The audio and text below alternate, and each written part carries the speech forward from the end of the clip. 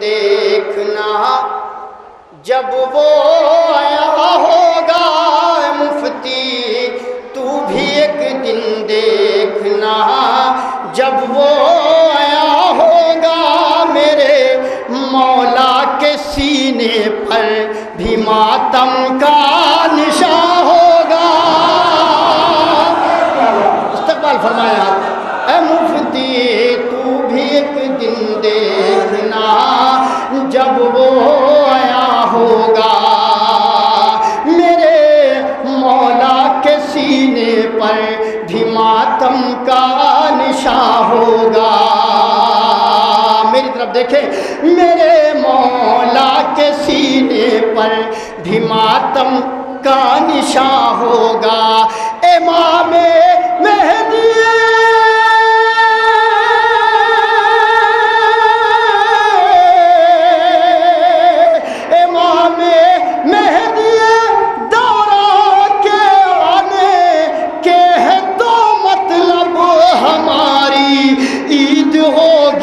اور تیرا 40واں ہوگا، ہماری عید ہوگی اور ہماری عید ہوگی اور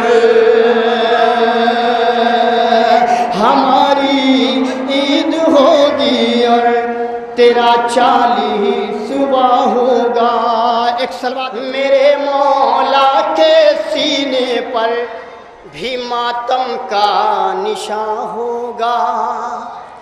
امام مہدی دورہ کے آنے کے ہے تو مطلب ہماری عید ہوگی اور تیرا 40واں ہوگا، ہماری عید ہوگی اور تیرا 40واں ہوگا، تیرا 40واں ہوگا۔ کچھ لوگ عشق علی کے نغمے آمادہ ہو جائے، عشق علی کے نغمے نغمے عشق علی کے نغمے سب کو سنا سنا کے ہم دل ٹٹولتے ہیں، ان کو بلا بلا کے ہم دل ٹٹولتے ہیں، ہم دل ٹٹولتے ہیں۔ اب گوری خالصہ والے اپنے مزاج کا شعر سنیں۔ ہم دل ٹٹولتے ہیں ان کو بلا بلا کے۔ اعوذ باللہ من الشیطان اللعین الرجیم، بسم اللہ الرحمن الرحیم، الحمدللہ الذی ہدانا لہذا وما كنا لنهتدي لولا ان هدانا الله لقد جاءت رسل ربنا بالحق، الصلاة والسلام والتحية والإكرام على سيد أصل ما في الوجود، سر الله في كل موجود، نقطة دائرة الوجود، صاحب لواء الحمد والمقام المحمود، الخاتم لما سبق والفاتح لمن غلق، المولن الحق بالحق ابو القاسم محمد۔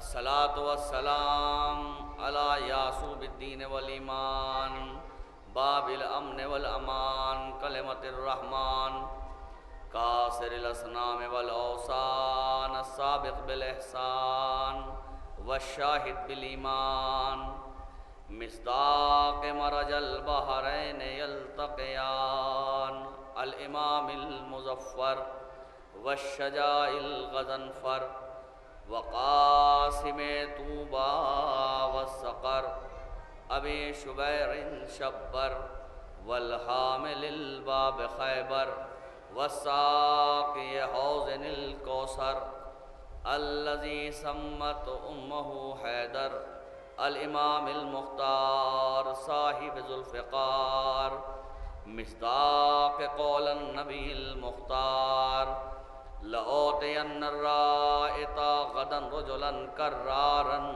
غير فرار وآله الطيبين الطاهرين المعصومين المنتخبين المنتجبين ولعنة الله على أعدائهم أجمعين من يومنا هذا إلى قيامه يوم الدين.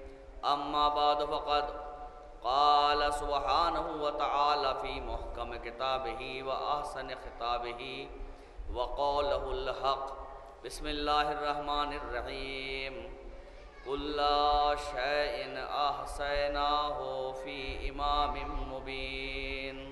صلوات پڑھیں محمد وآل محمد.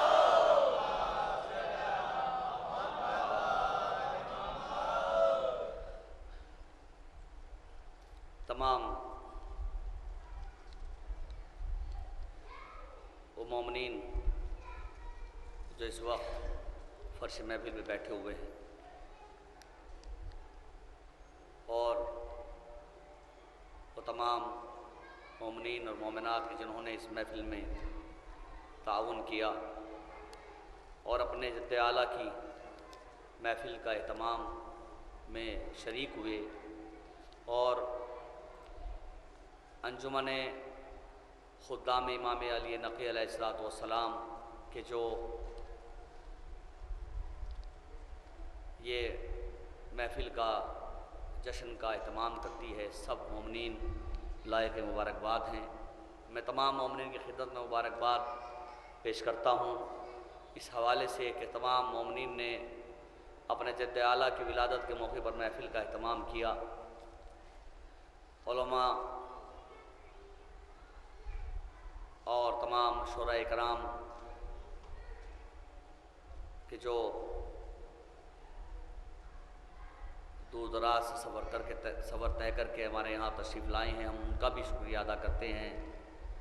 شورا کرام تشریف لا چکے ہیں اور میں شورا کے اور سامعین کے درمیان زیادہ دیر تک حائل نہیں رہوں گا. مومنین عزا خانہ اولاد امام علی نقی علیہ الصلوۃ والسلام سے بھرتا جا رہا ہے اور جشن انشاءاللہ بہت ہی عالیشان جشن ہونے والا ہے. اس لیے کہ ملک کے مشہور و معروف شورا کرام تشریف لا چکے ہیں. میں گزارش کر رہا ہوں ان مومنین سے کہ جن تک آواز جا رہی ہے وہ ابھی تک جشن میں تشریف نہیں لائے ہیں کہ جلد از جلد محفل میں تشریف لے آئیں. حجت الاسلام والمسلمین علی جناب مولانا ریاض حیدر صاحب قبلہ کعبہ تشریف لا چکے ہیں اور صدارت کے فرائض انجام دے رہے ہیں. مولانا ثقلین حیدر صاحب قبلہ کعبہ سے گزارش کر رہا ہوں کہ تشریف لے آئیں. مولانا مشرقین حیدر صاحب قبلہ کعبہ سے بھی گزارش کر رہا ہوں کہ وہ بھی محفل میں تشریف لے آئیں. اور جو مومنین ادھر ادھر کھڑے ہوئے ہیں ان سے بھی گزارش کر رہا ہوں کہ وہ بھی تشریف لے آئیں. تمام مومنین سے گزارش ہے کہ بآواز بلند 3 مرتبہ محمد و آل محمد پر صلوات پڑھیں.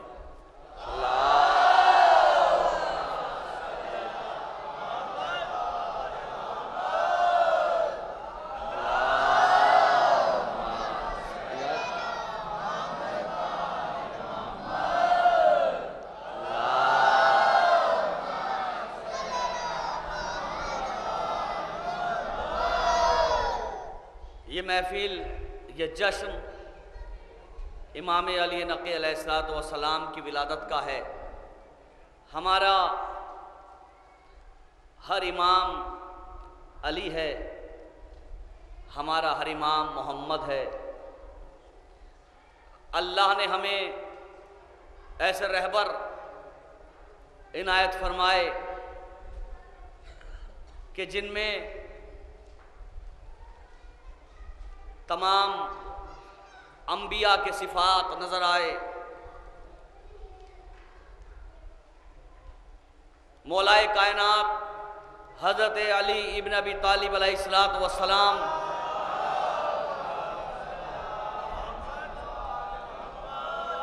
کی بہت تعداد افراد مومنین بیٹھے ہوئے ہیں لیکن صلوات بہت آہستہ سے پڑھ رہے ہیں. ایک باواز بلند صلوات پڑھ رہے ہیں.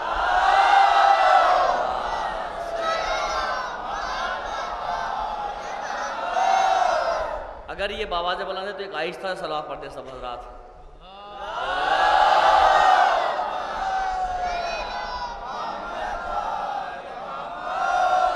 دیکھیے جو شعراء دور دراز سے تشریف لائے ہیں ان کے لیے اس وقت تک وہ شاعر آپ کے سامنے کلام پیش نہیں کرے گا جب تک کہ باقاعدہ مومنین تشریف نہ لے آئیں.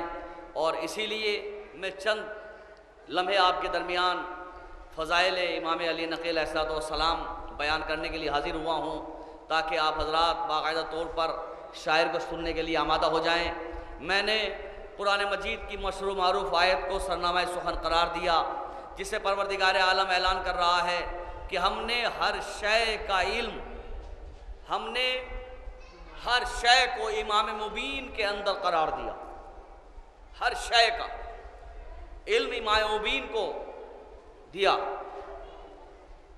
اور امام مبین سے مراد ہے مولائے کائنات حضرت علی ابن ابی طالب علیہ الصلوۃ والسلام.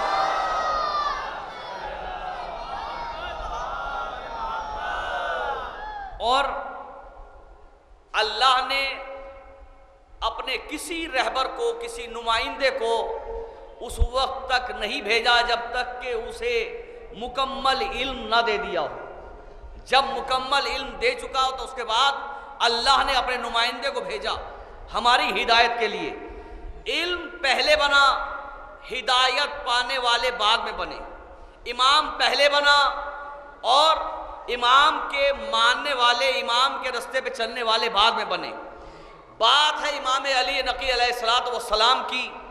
زمانہ کسی امام کے لیے سازگار نہیں رہا، چاہے وہ مولائے کائنات کا زمانہ ہو، چاہے وہ امام حسن مجتبیٰ کا زمانہ ہو، چاہے وہ امام حسین کا زمانہ ہو، چاہے وہ امام زین العابدین کا زمانہ ہو، چاہے وہ امام محمد باقر کا زمانہ ہو، چاہے وہ امام جعفر صادق کا زمانہ ہو، چاہے وہ امام موسی کاظم کا زمانہ ہو، چاہے وہ امام علی نقی کا زمانہ ہو. کوئی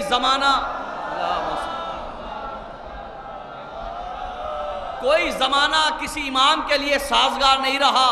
بہت دشواریاں رہی، بڑی پریشانیاں رہی، لیکن امام نے اپنے کام کو مکمل کیا. جو امام کرنے کے لیے آیا تھا امام نے اسی کام کو کیا. ایسا نہیں ہوا کہ امام زمانے سے ڈر گیا ہو، امام زمانے سے خوفزدہ ہو گیا ہو. اس لیے کہ جو خوفزدہ ہو جائے وہ سب کچھ ہو سکتا ہے، امام نہیں ہو سکتا. جو زمانے سے ڈر جائے وہ امام نہیں ہو سکتا. جو ماحول سے گھبرا جائے وہ امام نہیں ہو سکتا. نہ اپنے زمانے میں علی کبھی خوفزدہ ہوئے، نہ اپنے زمانے میں کبھی امام حسن خوفزدہ ہوئے، نہ اپنے زمانے میں کبھی امام محمد باقر خوفزدہ ہوئے، نہ اپنے زمانے میں کبھی امام علی نقی خوفزدہ ہوئے. کیسا زمانہ تھا امام علی نقی کا، کیسا پراشوب ماحول تھا امام علی نقی علیہ الصلوۃ والسلام کا. تاریخ گواہ ہے کہ جب امام محمد تقی علیہ الصلوۃ والسلام کو ظالم نے شہید کر دیا اور امام علی نقی علیہ الصلوۃ والسلام کی عمر 5 یا 6 برس تھی. 5 یا 6 برس کی عمر تھی امام کی. یہ عمر وہ ہوتی ہے کہ جس میں بچہ اپنے آپ سے واقف نہیں ہوتا کہ وہ کیا ہے. لیکن امام تو ہر زمانے میں امام ہوتا ہے، امام تو ہر سن و سال میں امام ہوتا ہے. 9 امام اس دنیا سے گئے اور 10 امام کا 5 یا 6 برس کا سن ہے. امام کے جاتے ہی بہت سے لوگ پریشان ہوئے جو امام کی معرفت کم رکھتے تھے کہ اب ہم اپنے مسائل کس سے حل کرائیں گے، اب ہم کس دروازے پر جا کر جھولی پھیلائیں گے، اب ہمارے بھوکے شکم کو کون کھانا عطا کرے گا، اب ہم کس کے دروازے پر جا کر دستے سوال بڑھائیں گے. لیکن تاریخ کہتی ہے کہ لوگ 9 امام کے بعد 10 امام، حالانکہ 5 یا 6 برس کا سن تھا، امام کے پاس سوالات لے کر آنے لگے اور امام نے 5 اور 6 برس کے سن میں ایسے ہی لوگوں کے سوالات کو حل کیا جیسے 9 امام اپنی جوانی میں حل کیا کرتے تھے. پوری توجہ چاہتا ہوں، بہت دیر آپ کے درمیان حائل نہیں رہوں گا.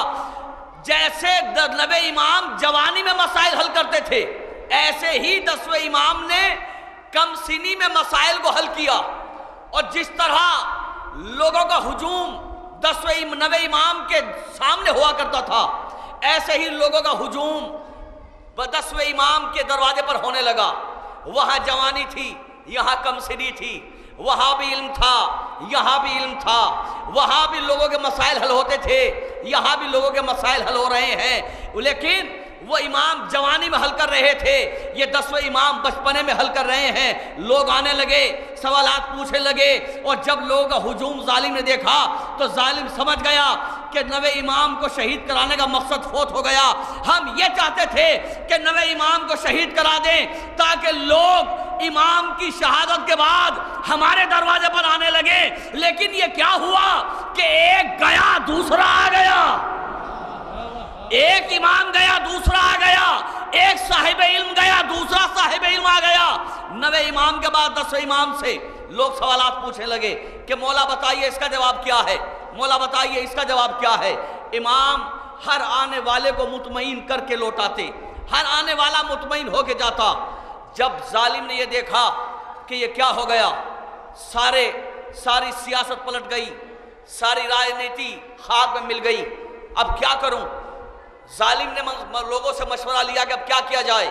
کہا امام ابھی کمسن ہیں، ابھی امام کمسن ہے، اگر کمسنی کے عالم میں تم نے ان پر کوئی ظلم کیا جو لوگوں کی نگاہ میں آ جائے گا تو تمہاری حکومت ختم ہو جائے گی، لہذا کوئی ایسا منصوبہ بناؤ کہ جس سے امام کے اوپر پابندی بھی لگ جائے اور لوگ ان کے دروازے تک نہ پہنچنے پائیں۔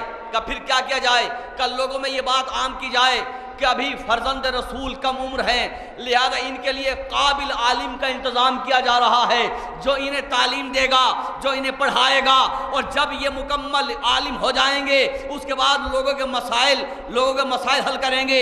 ابھی کمسنی ہے، ابھی بچپنا ہے، بچپنے میں کمسنی میں غلطی سرزد ہونے کے امکان ہے، لہذا معلوم کیا گیا کون اس وقت سب سے بڑا عالم ہے۔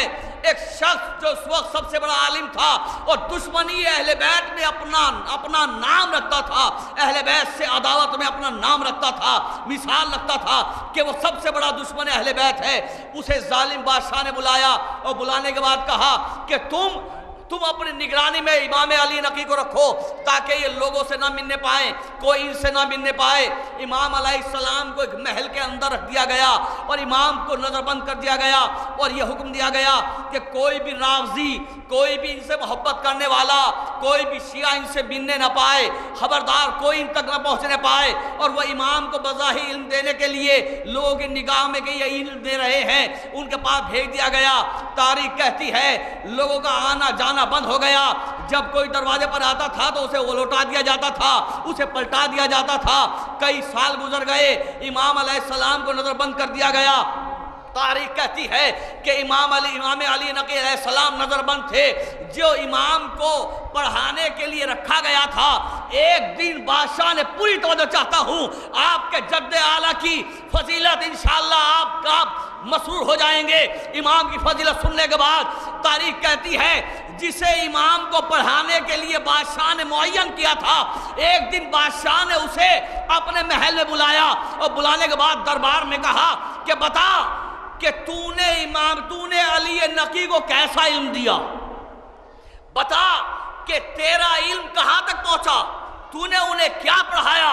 تاریخ کہتی ہے جیسے ہی بادشاہ نے یہ پوچھا تو اس نے کہا کہ افسوس کہ دنیا یہ سمجھ رہی ہے کہ میں فرزند رسول کو پڑھا رہا ہوں، جبکہ حقیقت یہ ہے کہ فرزند رسول مجھے پڑھا رہے ہیں۔ صلوات پڑھے محمد وآل محمد۔ حقیقت تو یہ ہے کہ وہ مجھے علم دے رہے ہیں، جب میں ان کے سامنے اپنے علم کے مطابق کوئی بہت بڑی بات پیش کرتا ہوں تو وہ اس سے 1000 باتیں نکال لیتے ہیں، وہ میرے سامنے اس کے 1000 باب کھول دیتے ہیں۔ لوگ سمجھتے ہیں کہ میں علم دے رہا ہوں، جبکہ حقیقت یہ ہے کہ وہ مجھے علم دے رہے ہیں۔ آپ کی خدمت میں کیا بیان کروں کہ امام علی نقی علیہ السلام کی کہ علم کا کیا عالم تھا۔ ایک دن امام کا چاہنے والا امام پہ پابندی تھی، لوگوں پہ پابندی تھی کہ امام تک نہ پہنچنے پائیں۔ ایک دن امام کا چاہنے والا امام کی خدمت میں آیا اور آنے کے بعد کہا مولا دیکھیں محبت ہر ایک کو نصیب نہیں ہوتی، محبت کے لیے ماں کا کردار ضروری ہے، جب تک ماں کا کردار اچھا نہ ہو کوئی بھی محب اہل بیت نہیں ہو سکتا۔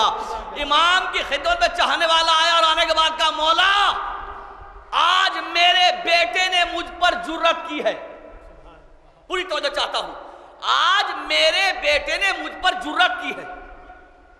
امام علیہ السلام نے جیسے یہ سنا، امام نے کہا کہ تیرے بیٹے نے اگر تجھ پر جرأت کی ہے تو یقیناً امانت میں خیانت ہوئی ہے۔ امام کا صحابی، امام کا چاہنے والا کہہ رہا ہے کہ مولا میرے بیٹے نے مجھ پر جرأت کی ہے اور آج میرے بیٹے نے مجھے جواب دیا۔ جرأت کا مطلب یعنی امام باپ کے سامنے تیزی سے بولا، باپ کے سامنے بلند آواز سے بولا۔ امام علیہ السلام نے کہا کہ یقیناً تیرے بیٹے کی رگوں کے اندر دوڑنے والے لہو کے اندر کوئی کمی ہے۔ وہ دوڑتا ہوا گھر آیا اور گھر آنے کے بعد اس نے اپنی زوجہ سے پوچھا کہ یہ بتا کہ میں نے تیرا کیا بگاڑا تھا، پوری توجہ چاہتا ہوں، یہ بتا کہ میں نے تیرا کیا بگاڑا تھا، میں نے تیرے ساتھ کون سا بد سلوک کیا تھا کہ تو نے مجھ پر یہ ظلم کیا کہ تو نے امانت میں خیانت کر دی، میری نسل خراب کر دی۔ جیسے ہی زوجہ نے سنا، زوجہ رونے لگی، تڑپنے لگی اور کہا کہ یہ بتائے کہ یہ تجھ سے کہا کس نے؟ کہا مجھ سے اس نے کہا ہے۔ پوری توجہ چاہتا ہوں، اگر آپ متوجہ ہوں تو میں بات کروں ورنہ میں بات کو ختم کر دوں۔ ایک صلوات پڑھ دیں محمد وآل محمد پر۔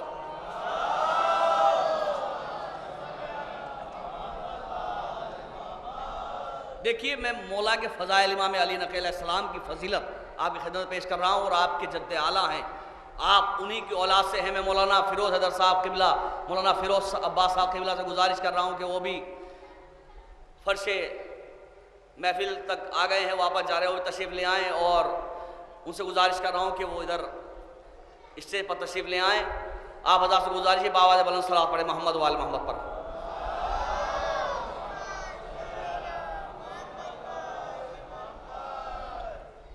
بہت ہی عجیب و غریب فضیلت ہے میرے مولا کی۔ جناب کرتاس کربلائی صاحب جو ممبئی سے تشریف لائے اس محفل کے ناظم ہیں، اور جناب مولانا فیروز صاحب اور شاعر اہل بیت مولانا تشریف لا رہے ہیں۔ آپ حضرات سے گزارش ہے نعرہ صلوات کے ساتھ استقبال فرمائیں۔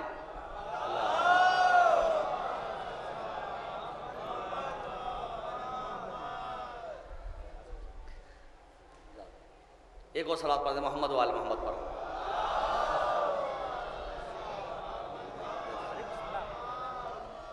تو امام علیہ السلام نے فرمایا کہ تیرے بیٹے کی رگوں میں دوڑنے والا لہو،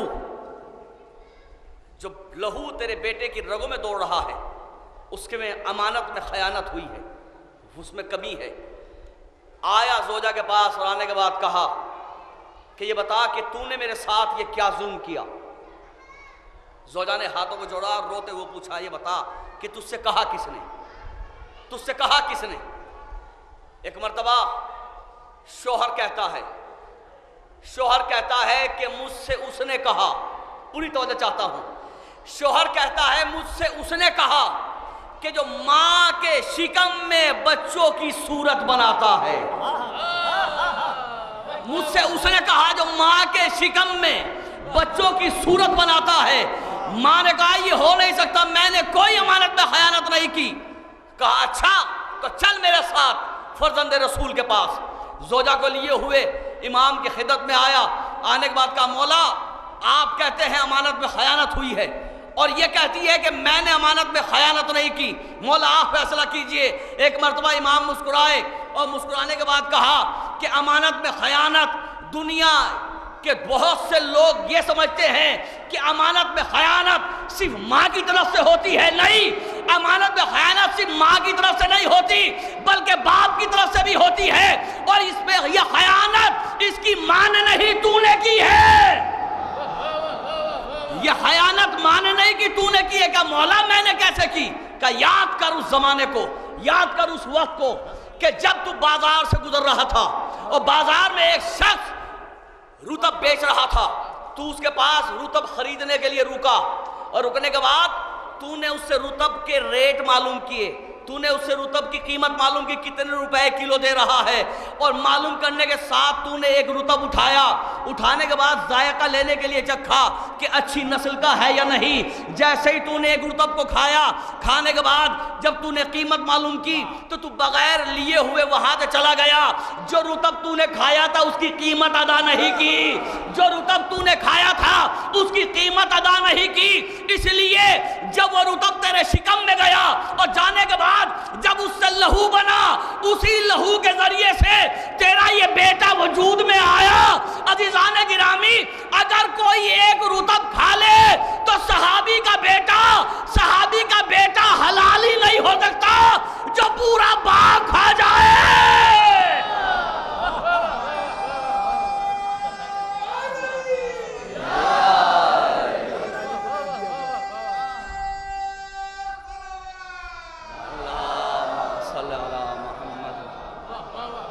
امام نے کہا کہ اس کی یا تو نے قیمت دی ہوتی یا اس سے اجازت لی ہوتی۔ تو یہ ہے معاملہ محبت اہل بیت کا۔ امام علیہ السلام 10 امام، علم جو علی کا علم تھا وہی امام علی نقی کا علم۔ یہاں صورت بدلی ہے، باقی کچھ نہیں بدلا۔ یہاں نام بھی نہیں بدلے، نام بھی ہر امام کا اپنے جد سے جا کے ملتا ہے، یہاں نام بھی نہیں بدلے۔ یہاں لوگوں کی، عزیزان گرامی، لوگ پوری دنیا کے اندر یہ بات سب جانتے ہیں کہ انگلیوں کے نشان وہ ہیں کہ جو سب کے الگ الگ ہوتے ہیں، انگلیوں کے نشان سب کے الگ ہوتے ہیں، انگوٹھے کے نشان سب کے الگ ہوتے ہیں، لیکن امام وہ ہے کہ جس کے نشان، جو مہر پہلے امام کی تھی وہی مہر 10ویں امام کی ہے، وہی مہر آخری امام کی ہے۔ یہاں کچھ نہیں بدلا۔ پوری توجہ چاہتا ہوں، بس آخری فضیلت اور آپ کی عبادت تمام۔ امام پہ پابندیاں ہیں، امام نظر بند ہیں، چاہنے والے پریشان ہیں کہ کوئی امام کی بارگاہ میں نہ جائے، کوئی امام کے پاس نہ جائے۔ بتانا چاہتا ہوں کہ انسان اگر امام کی معرفت رکھتا ہے تو اس کا مرتبہ امام کی نگاہ میں کتنا بلند ہوتا ہے۔ 10 امام پہ پابندی، نظر بند کر دیے گئے، چاہنے والوں پہ پابندی، کوئی امام کی بارگاہ میں نہ جائے۔ ادھر بادشاہ کی جانب سے یہ اعلان کر دیا گیا کہ کوئی بھی فرزند رسول سے سوال پوچھے نہیں جائے گا۔ جو امام کی بارگاہ میں سوال کرنے کے لیے جائے گا تو ایک سوال کرے گا تو 1 درہم اسے بطور قرضہ ادا کرنا ہوگا۔ ایک سوال پر 1 درہم دینا ہوگا قرض، بطور جرمانہ 1 درہم دینا ہوگا۔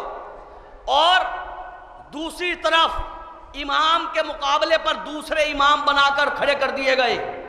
جو کوئی ان سے سوال کرنے جائے گا اسے بطور انعام 1 درہم 1 سوال کے پوچھنے پر دیا جائے گا۔ لیکن لوگ جو ہر زمانے میں کچھ لوگ ایسے ہوتے ہیں جو پیسوں کے لیے درباروں میں جاتے ہیں، ہر زمانے میں ایسے لوگ ہوا کرتے ہیں جو پیسوں کے لیے درباروں میں حاضری دیا کرتے ہیں۔ عزیزان گرامی، اللہ بھی ایسے انتظام اپنے دشمنوں سے کراتا ہے تاکہ دنیا سمجھ لے کہ پیسے والے کون ہیں، محبت والے کون ہیں۔ ظالم نے اعلان کیا، جو پیسے والے تھے وہ ادھر جانے لگے، جو محبت والے تھے وہ پریشان کہ اب کریں تو کیا کریں۔ ایک چاہنے والا تھا امام کا، چاہنے والے کے دماغ میں کوئی سوال تھا، امام سے معلوم کرنا چاہتا تھا کہ میں امام سے معلوم کیسے کروں۔ ایک مرتبہ پریشان ہوا کہ کیسے امام سے معلوم کروں۔ اس نے سوچا کہ پہلے محنت مزدوری کروں، جب میرے پاس پیسے آ جائیں تو امام سے معلوم کروں گا۔ محنت مزدوری کی، لیکن جتنا کماتا تھا اس سے زیادہ خرچ تھا۔ پریشانی کے عالم میں ایک دن اس نے سوچا، اس کے دماغ میں ایک ترکیب آئی کہ کیوں نہ میں ایک سوال جا کر ایک مثنوی امام سے کر لوں، ایک سوال جا کر مثنوی امام سے کر لوں، اور جب وہاں سے بطور انعام درہم ملے پھر جا کر اپنے امام سے سوال کروں۔ اور وہی درہم جو انعام میں ملے اسے بطور قرضہ دے دوں. یہ سوچا، اور سوچنے کے بعد اپنے گھر سے نکلا اور ابھی 2 یا 3 قدم بڑھا تھا.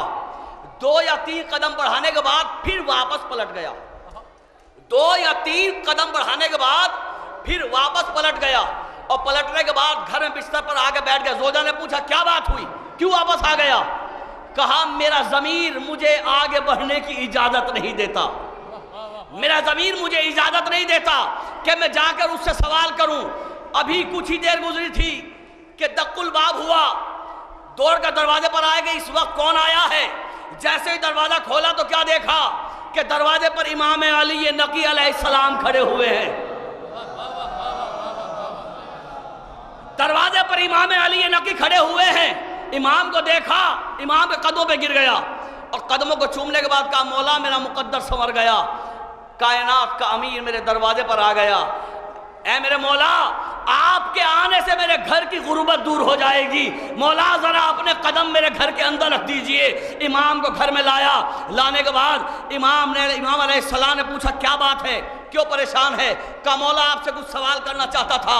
کہا پھر کیا بات ہوئی، کیوں پریشان ہے؟ کہا مولا بادشاہ نے اعلان کیا ہے جو فرزند رسول سے سوال کرے گا وہ 1 درہم بطور قرضہ دے گا، اور اس نے اپنے امام بنا کر رکھے ہیں، اور کہا ہے کہ جو ان سے سوال کرے گا اسے بطور انعام بھی لے گا. امام نے کہا پھر تو گھر سے نکلا تو تھا، تو اپنے گھر سے نکل کر چند قدم بڑھا تو تھا، گیا کیوں نہیں؟ کہا مولا ہاں نکلا تھا. کہا پھر گیا کیوں نہیں؟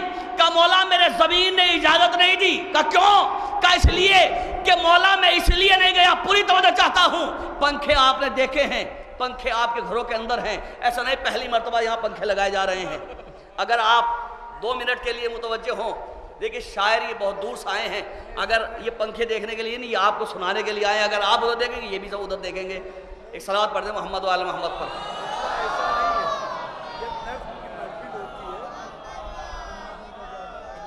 پہلے پنکھا لگ جائے بعد میں بات ہو جائے گی. کر لو بھیا ہدایت صاحب.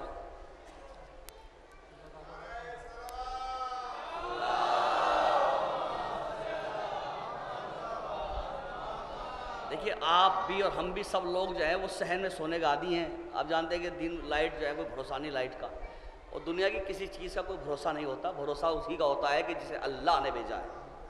لہٰذا اس کے اوپر نہ رہے، ہو سکتا ہے کہ کچھ دیر میں خراب ہو جائے. تو آپ حضرات سے گزارش ہے کہ 2-4 منٹ مجھے سن لیں، اس کے بعد تو شاعر ہیں جنہیں آپ سننے کے لیے آئے ہیں. ایک صلوات پڑھ دیں محمد و آل محمد پر.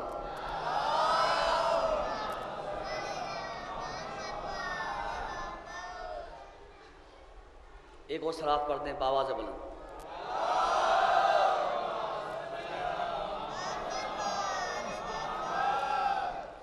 دیکھیے کسی بھی کام کو